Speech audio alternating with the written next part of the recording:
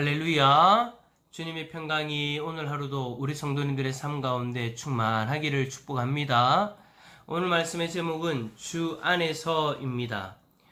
바울은 어제 본문에서 독신으로 지내든 결혼을 하든 무엇을 하든지 주님을 기쁘시게 하는 삶을 살기 위한 최선의 것을 선택하라 라고 그렇게 권면하였습니다.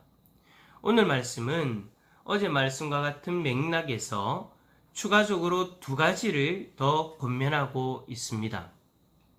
첫 번째는 처녀딸을 둔 부모에 대한 권면입니다. 지금 우리가 읽고 있는 성경은 개역 개정 4판의 본문입니다. 번역본입니다.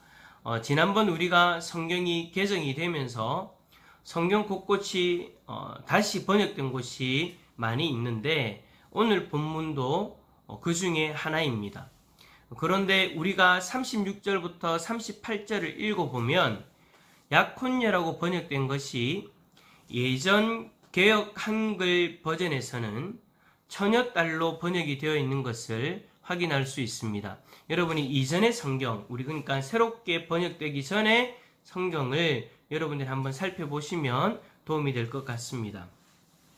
사실 본문에 약혼녀로 번역되어진 휘페라크모스라는 이 헬라어에 대한 학자들의 의견은 다양하게 있습니다.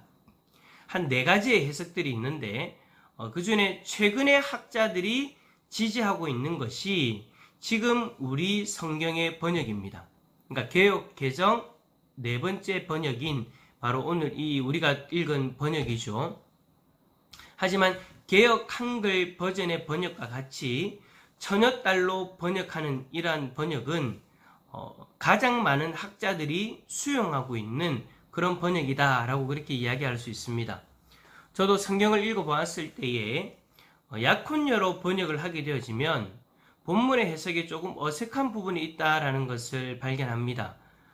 그래서 우리 한글 성경 이전 번역인 개역 한글의 번역을 따르는 것이 좀 더 옳지 않나라는 그런 생각이 되어집니다. 그래서 저는 오늘 이 성경을 말씀을 볼 때에 약혼녀가 아니라 처녀딸로 해석을 해서 본문을 보려고 합니다. 바울은 처녀딸을 둔 부모에게 권면을 하는데 특히 36절에 보니까 혼기가 지난 딸이 있을 경우에 해당되는 본문의 부모에게 권면을 합니다. 만약 그 딸이 혼기가 지나도 결혼을 원한다면 결혼을 시켜도 된다라는 것이죠. 하지만 37절에 보면 결혼시켜야 할 상황이 아니라면 굳이 결혼은 시키지 않는 것도 잘하는 것이다 라고 그렇게 말합니다. 하지만 이 권면을 하는 바울이 강조하는 것이 하나 있습니다. 37절을 보시면 그러나 그 마음을 굳게 하고 또 부득이한 일도 없고 자기 뜻대로 할 권리가 있어서 라고 그렇게 하였는데 여기서 그 마음을 굳게 하고는 결혼시키지 않는 것에 대한 부모의 생각이 흔들림이 없어야 된다라는 것입니다. 혹시라도 그것을 후회하고 계속해서 미련을 두게 되면 서로가 힘들어지니 이 부분에 대해서 확실히 마음을 결정할 필요가 있다라는 것이죠. 이것은 어쩔 수 없이 가지는 그러한 마음을 이야기하는 것이 아닙니다. 혼기가 지났으니 어쩔 수 없다. 그냥 혼자 살아라. 그런 것을 이야기하는 것이 아니라는 거예요.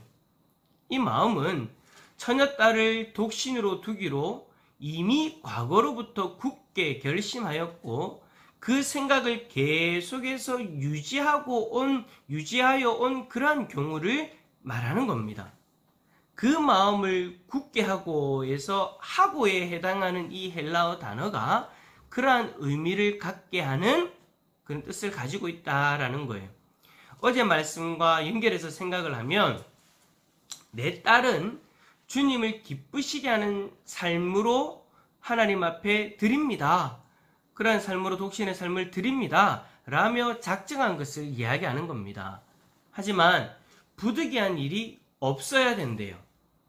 무슨 말이냐면 딸이 정욕을 절제할 수 없다거나 혹은 과거에 약혼자가 있었는데 결혼하기를 간절히 바라는 경우 등이 포함되는 상황인 거죠.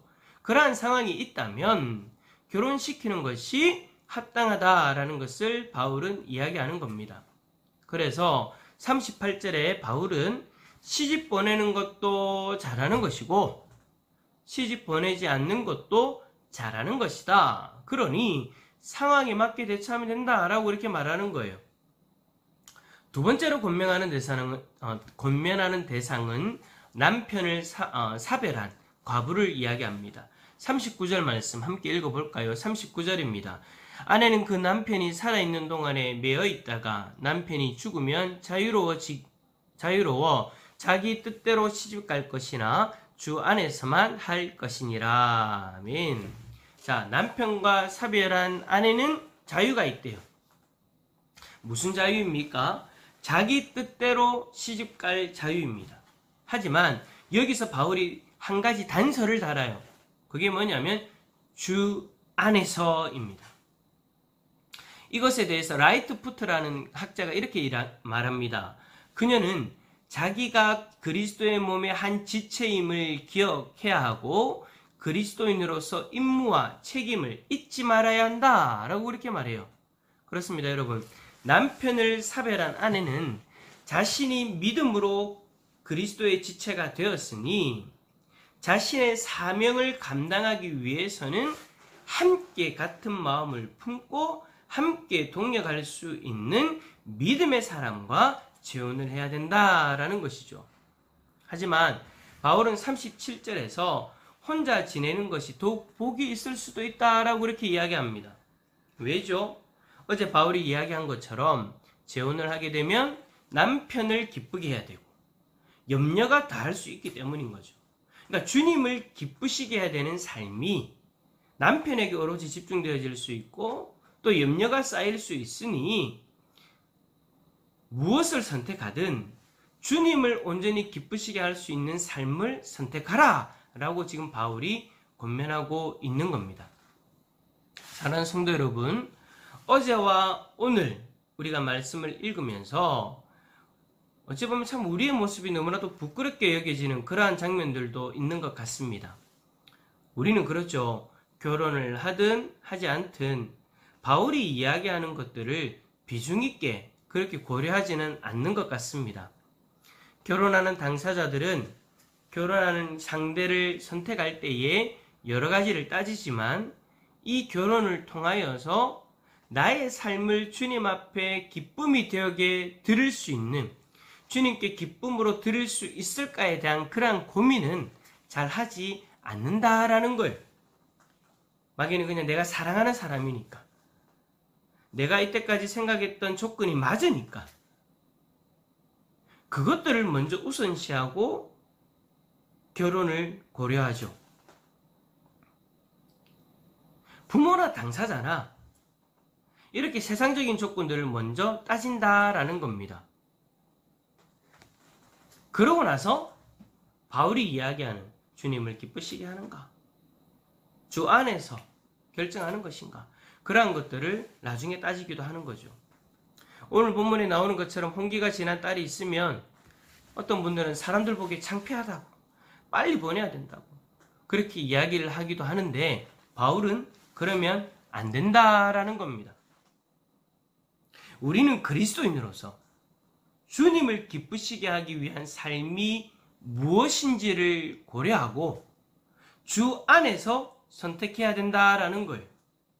그것이 독신이라면 독신을 선택하면 되고, 그것이 결혼이라면 결혼을 선택하면 되는 것입니다. 사랑하는 성도 여러분, 어제와 오늘 말씀에서 바울이 권면한 이 두 가지가 우리의 기준이 되어질 수 있기를 바랍니다.